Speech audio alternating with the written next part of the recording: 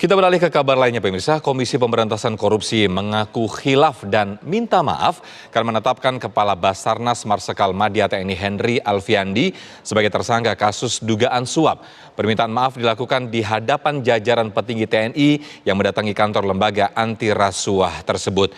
Namun Ketua KPK Firly Bahuri bersikukuh KPK telah bekerja secara profesional dan menindak pelaku tindak pidana korupsi tanpa pandang bulu. Lantas apa yang menjadi kesalahan KPK hingga harus meminta maaf?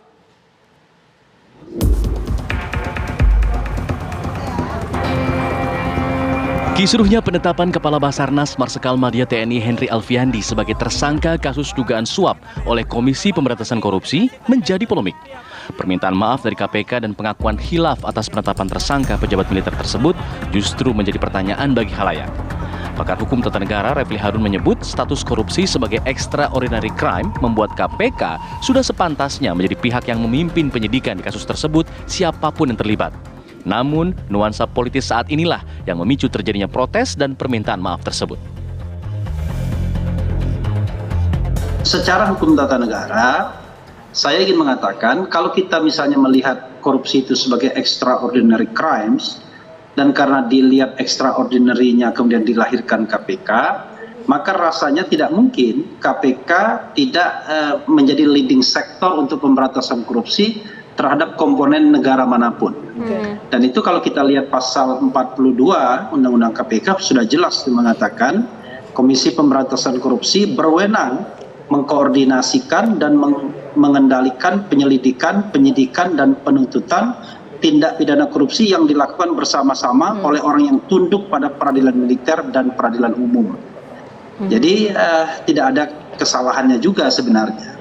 Tetapi sekali lagi memang tone politik hari ini yang kemudian membuat KPK menjadi terpuruk menurut saya. Senada dengan Refli, mantan staf khusus Kasal Laksamana Muda Purnawirawan Iskandar Sitompul menilai korupsi harus jadi musuh bersama siapapun pelakunya. Namun pengungkapan kasus korupsi di institusi seperti TNI seharusnya sudah ada koordinasi lebih dulu antar pimpinan KPK dan TNI. Ini mungkin ada kesalahpahaman aja ya. Namun di sini ada dua kotak, kotak TNI, kotak KPK, dan kotak oknum tadi ya, Pak Henry tadi dari Basarnas.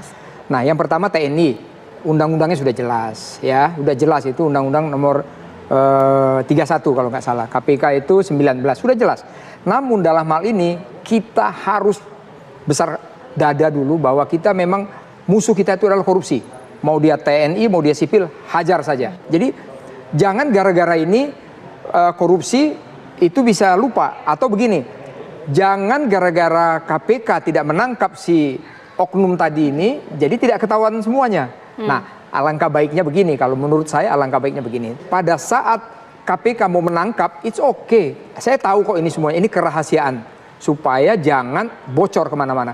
Tapi pada saat nangkep, ya Mbok, setelah 1 kali 24 jam kan mau diumumkan, telepon aja lah Kababinkum. Artinya ini atau ada hal lain di luar itu? Kalau saya lihat begini, mudah-mudahan kita anggaplah, saya bilang tadi kita jangan buat gaduh negara ini, mudah-mudahan lupa. Namun tentunya begini, saya punya usul ini kepada KPK.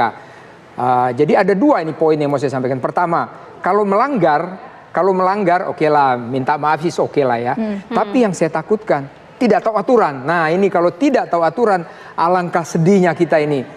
Sebesar KPK, di situ ada Pak Firly, di situ ada semua yang jago-jago, ya janganlah sampai begitu. Karena kalau tidak tahu aturan, ini sangat berbahaya. Ini sangat berbahaya.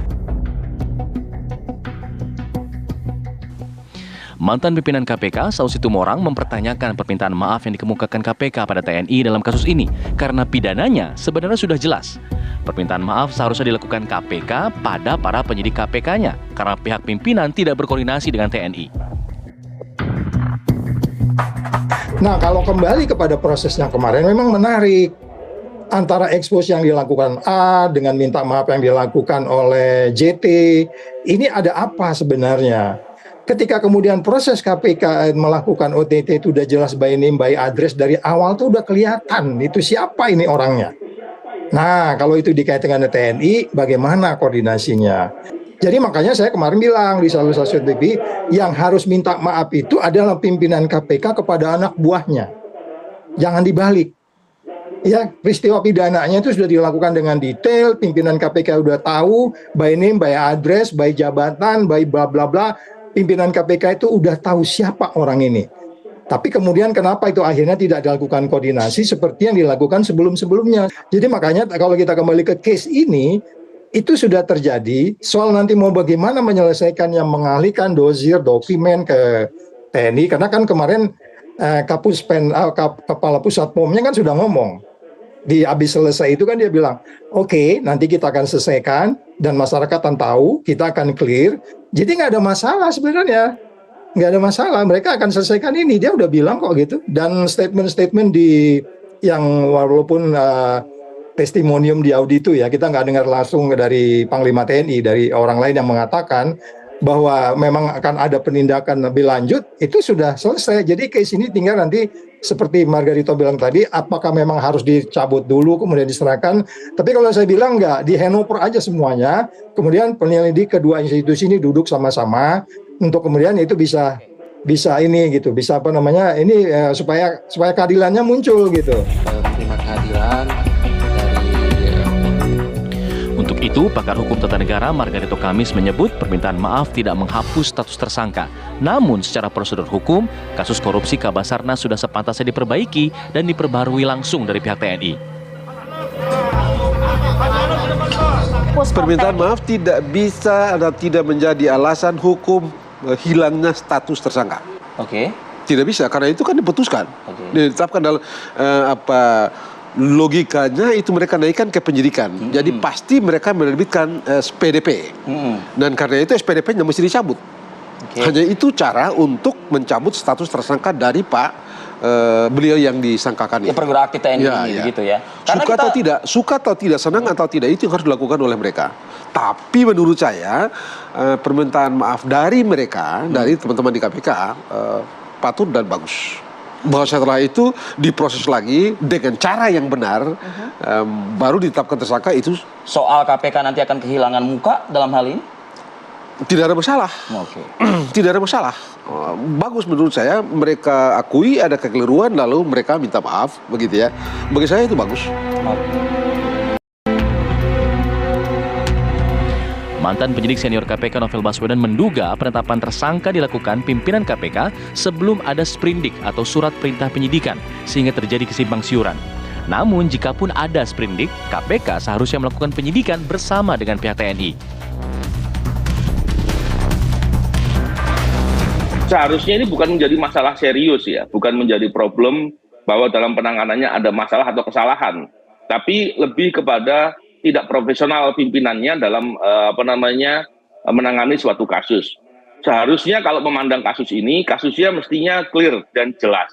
Adanya pihak-pihak yang diduga menerima uang dan juga penerimaan uang itu terkait dengan pengadaan barang dan jasa di suatu tempat, yaitu dalam hal ini Basarnas gitu ya.